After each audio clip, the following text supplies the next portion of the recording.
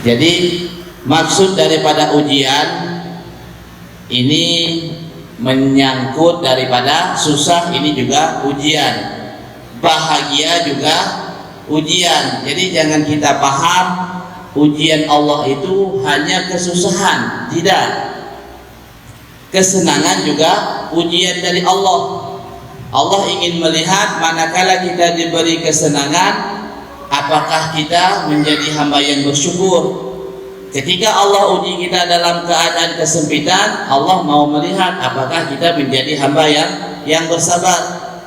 Allah Subhanahu wa taala berfirman, kullu nafsin dha'iqatul maut. Ini surat Al-Anbiya. Setiap yang bernyawa pasti akan merasakan yang namanya mati. Wa nabluukum bisyarri wal khairi fitnah. Dan Allah Subhanahu wa taala menjadikan keburukan dan kebaikan ini sebagai cobaan. Artinya susah dan senang ini merupakan cobaan dan ujian daripada Allah Subhanahu wa taala. Jadi kalau biasanya kita ini kalau diberi kehidupan yang senang oleh Allah, kira-kira pernah enggak kita pergi kepada orang tua kita, kepada guru-guru kita, kemudian kita mengadu kepada mereka, wahai ustaz, wahai ayah, wahai abang, ulun tuan sedang diuji oleh Allah Subhanahu wa taala. Nah, kira-kira benar ibu? Nyo dengan senang, di rumah juk pajero sport oleh Allah. Anak semua sehat dan pintar, rezeki masya Allah semuanya ada. Pernah kita datang kepada guru-guru kita kemudian mengatakan kita sedang diuji sama Allah? Ana barang.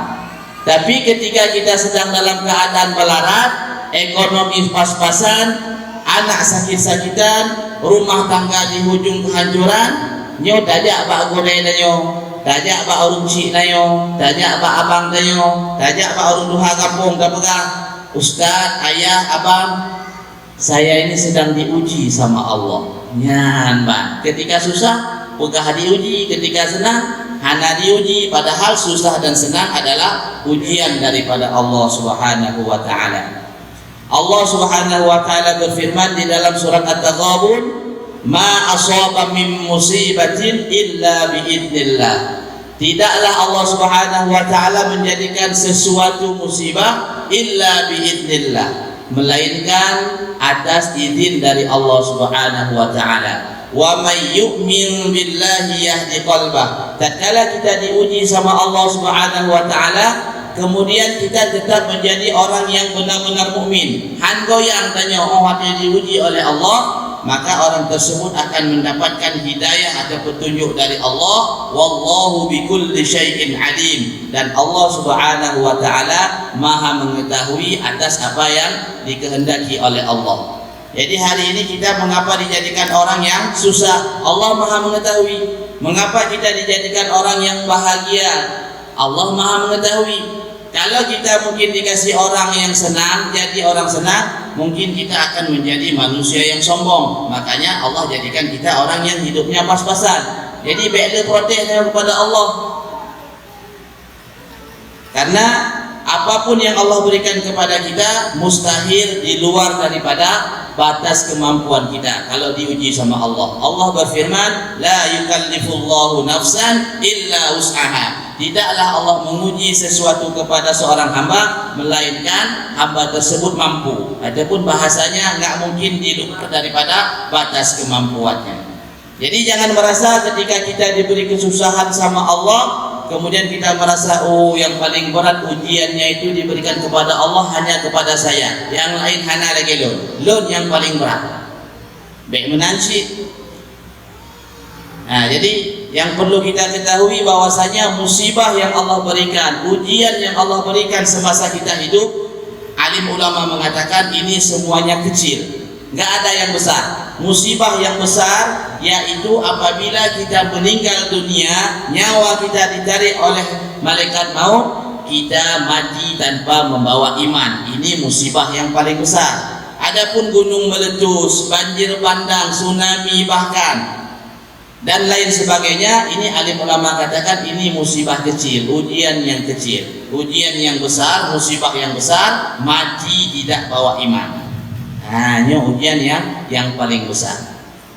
Jadi ada satu kisah dalam kitab dikatakan ada seseorang yang dilahirkan sama Allah, hidupnya sangat senang. Mulai daripada lahir sampai dia meninggal dunia senang, nggak pernah dia rasakan susah.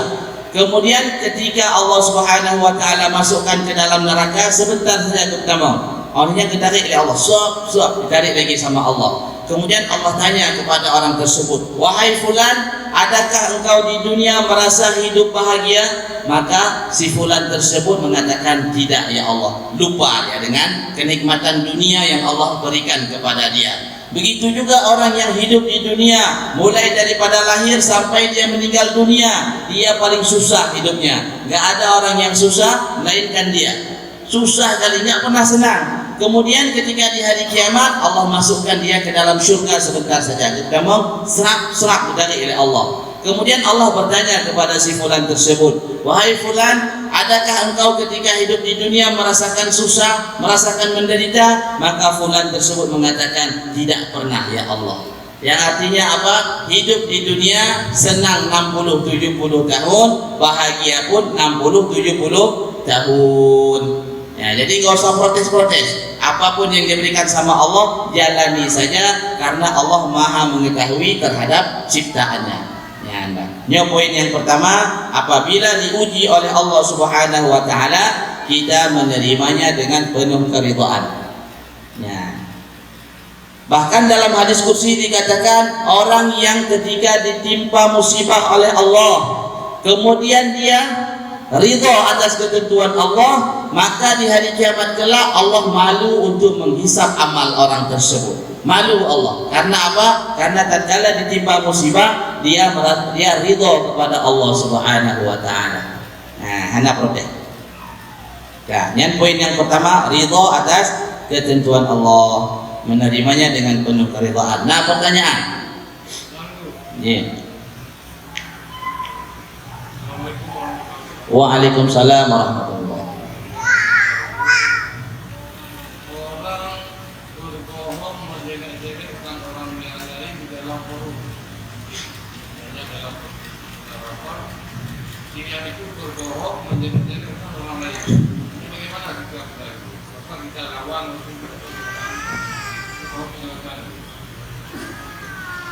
untuk menegur orang, dia nggak boleh difokuskan satu individu, itu tidak boleh. Tapi kalau umum di depan orang ramai, guru kita mengatakan boleh. Tapi jangan kita tunjukkan. Misalnya kita tahu si A banyak kesalahan, banyak kekurangan, di forum kita sebutkan, memang kita sebutkan nama dia, kita lihat wajah dia, nyo hanjir, karena tertuju sama dia, taksis, dikhususkan. Tapi kalau secara umum, nah, kita pun nggak memandang orang tersebut secara umum. Nah, ini tak ada masalah. Hampir semua khotib ketika khotib semua menyindir orang. Nggak ada khotib yang nggak nyindir orang. Yang nggak nyindir orang hanya mangat ceramah haji. Makin kita kritiko, makin mangat dalam tak dengar khotib. Memang seperti itu, tak ada masalah. Yang penting jangan ditujukan orangnya. Nah, itu. Yang dituju benar. Jangan ditujukan orangnya. Ya, apa? Kemudian adab ketika diuji oleh Allah, memperbanyak membaca doa yang diajarkan oleh Nabi sallallahu alaihi wasallam tatkala tertimpa musibah. Apa doanya? Bismillahirrahmanirrahim. La haula wa la quwwata illa billahil aliyyil azim. Ini zikir manakala kita ditimpa musibah oleh Allah. Apa zikirnya? Bismillahirrahmanirrahim. La haula wa la quwwata illa billahil aliyyil azim. Ya. Jadi anak begalau, boleh meratib. Ya. Kemudian tidak banyak mengadu kepada orang lain atas musibah yang telah menimpanya.